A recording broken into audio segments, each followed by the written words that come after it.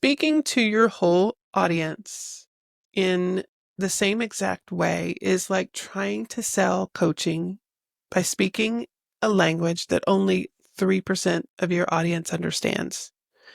And the other 97%, well, they're just out of luck. They want to hear from you and they want to be able to say yes, they're interested in what you have to offer, but nothing's connecting or resonating.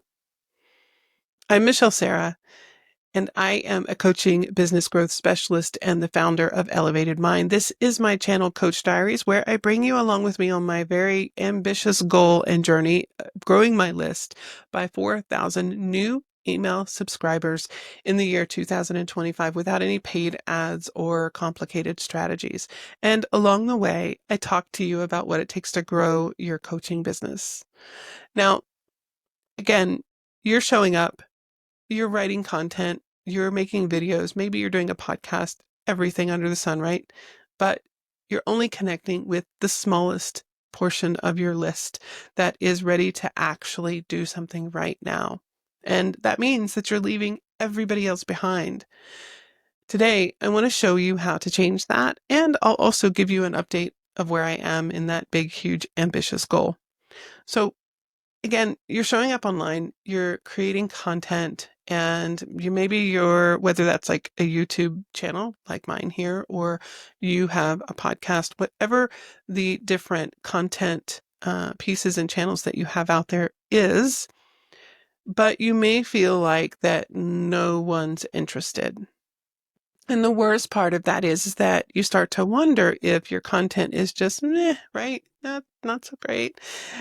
And that nobody wants to hear it or read it. And, here's what I know is that it's not that your audience isn't interested or doesn't care. It's what I often see is that you're just not speaking to a large enough group within your audience. You're only speaking to a very small percentage of your audience. And the real important thing that I want to get across today in this video is that most of your audience is in totally different stages of buying readiness. And you're likely speaking to a very small group. Like what's very common is that coaches are promoting their offers, putting emails out to say, sign up with me to coach on this or buy this product. And that's just a very small percentage of your audience who is ready to do that right now. So this is where so many brilliant coaches get caught up and they're not moving people through the different buying stages into that top 1 to 3%. And I want to explain more on that, but I want you to also consider if you have a very small audience, that top 1 to 3% is tiny, right? And that isn't going to be enough to sustain your business or grow it for that matter. So this is why understanding this concept is really important.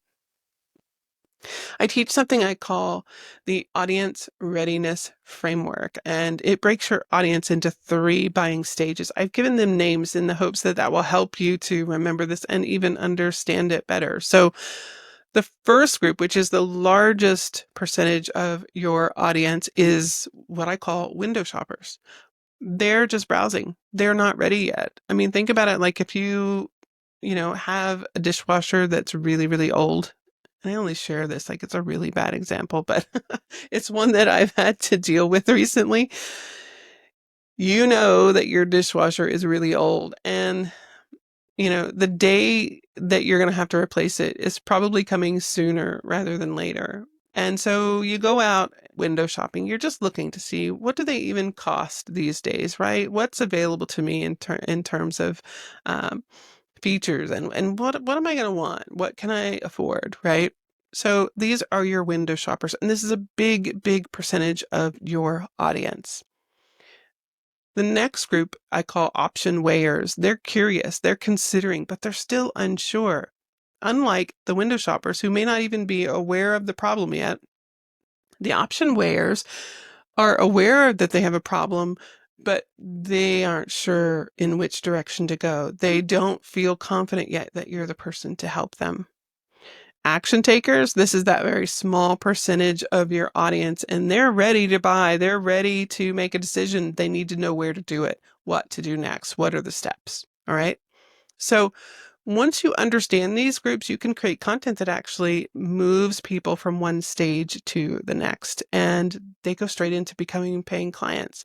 And this doesn't have to be complicated or hard. I'm going to show you some examples of how to do this, and you don't need to overhaul everything or do a whole lot more, really. You just simply need to bring in a few extra elements into the content that you're already putting out there. So let's look at that. What kind of content do you need to create for each of these groups? So for window shoppers, which is about 85% of your audience, you need to create content that builds awareness and gets their attention, right? You can do this through like blog posts or reels or stories, or where you're highlighting the problem that they're experiencing or the symptoms of the problem. Like if they're not problem aware yet, how do you know if you have this problem, right? How do you know if you are struggling to grow your coaching business? So even if they don't know they're experiencing this problem yet, we can bring their awareness to it. Okay. Think 5 signs you might be stuck in imposter syndrome without realizing it, that kind of thing. Now, for the second group, the option weighers, and this is about 12% of your audience, this is time to build belief. They know there's a problem, they want to fix it, but they're not sure if you're the right person to help them. So this is where testimonials are really helpful. Case studies, stories, behind the scenes insights that show your process and that your process works. You know, when people are able to see that, like in a testimonial, that something has worked for someone else, the belief begins to shift in their own mind that maybe then it can work for them too. I just had a client this morning send me a Voxer to say thank you and how very grateful that she is that we are working together, because her life has changed so much and everything is so absolutely wonderful right now with all of the work that she's doing, the people in her life and everything that she has been able to manifest. And that is so very heartwarming, and it is so very helpful for other people to hear.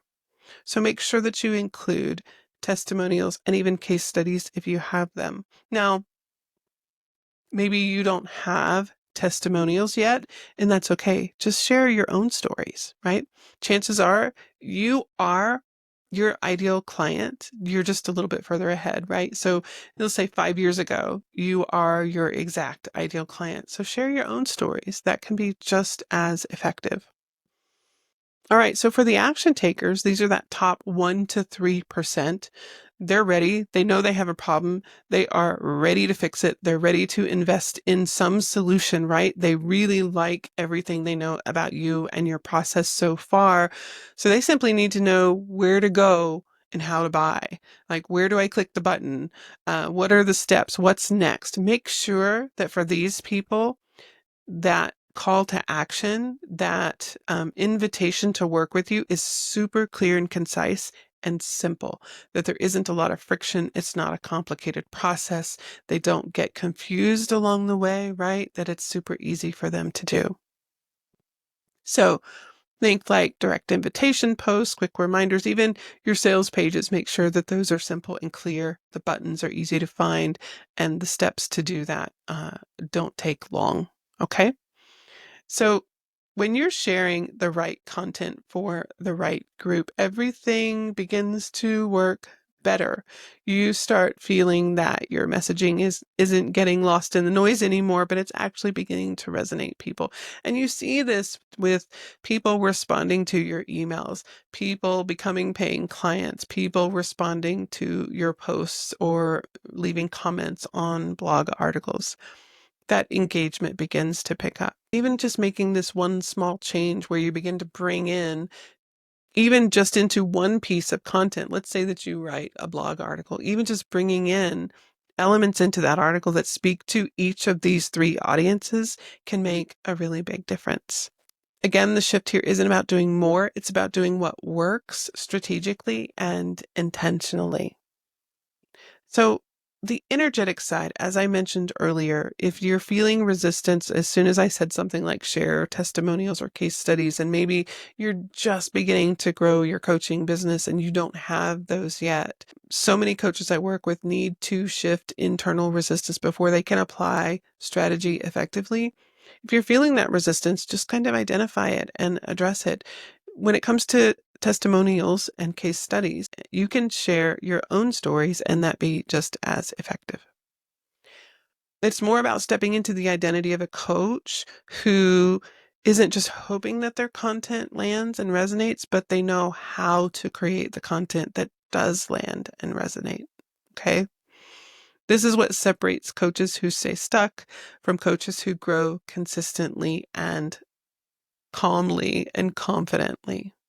Now, if you have found this helpful, I would be so appreciative if you hit like and subscribe. This lets me know that this is the kind of content that is helpful for you and that you want to hear, and it helps me to reach more coaches just like you. All right, let's jump into an update on my super ambitious goal of growing my list by 4,000 new subscribers this year in 2025 without any paid ads or complicated strategies. Now, I say super ambitious because it hasn't been easy. It is getting easier, absolutely. And that's where I think this is helpful for you. At least I hope it is, that you get to see all of my mistakes and kind of skip past them, right? Just leapfrog over all of that mess and start growing your list faster and reaching your goals in your coaching business growth. So 4,000 for the year. My goal for the first quarter was 1,000, and I am currently at 994. So I'm going to say I'm there, right?